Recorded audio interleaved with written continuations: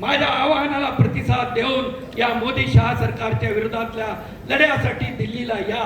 त्यावेळेस आया बहिणींनी घरातल्या पुरुष मंडळींना सांगितलं की तुम्ही जाताय का आम्ही जाऊ, आणि ज्या गावामधले पुरुष निघाले नाहीत त्यांच्या पुढे आमच्या आया बहिणी, शेतकरी आया बहिणी उत्तर प्रदेशातनं आणि हरियाणातनं निघाल्या आणि एक झालेला लढा, एक संपवण्यात आलेला लढा पुन्हा जिवंत करण्याचं काम राममान्य राकेशजी टिकेत साहेब यांच्या आव्हानामुळे झालं।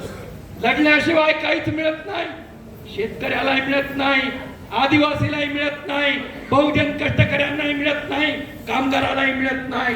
ही गोष्ट आपण लक्षात घेतली पाहिजे। गेली 12 वर्ष या देशामध्ये एक प्रकारची हुकुमशाही आहे, एक प्रकारची अघोषित आणीबाणी आहे, हे शेतकरी विरोधी आहे। कधी कांद्याचा प्रश्न आपण बघितला, कांद्याला काही हमी भाव मिळत नाही, परंतु कांद्याला जेव्हा गल्फ कंट्रीज मध्ये, आखाती देशांमध्ये भाव मिळण्याची वेळ येते त्यावेळेस निर्यात बंदी लादण्याचा प्रयत्न होतो।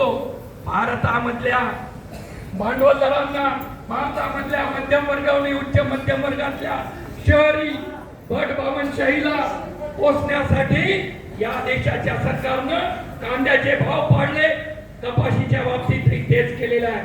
भारतातल्या भांडवलदारांना स्वस्त कपाशी मिळावी याच्यासाठी आणि त्यांच्या कपड्यांना नंतर निर्यात करता यावं यासाठी आतापर्यंत वारंवार या पद्धतीने कपाशीचे भाव पाडण्यात आलेले, आणि आता हे अमेरिकेचे व्यापार धोरण जे येत आहे या अमेरिकेच्या धोरणातून पुन्हा एकदा जगामधल्या देशांमधला माल भारतामध्ये आणून डंप केला जाईल, या ठिकाणी तो स्वस्तात उपलब्ध करून दिला जाईल।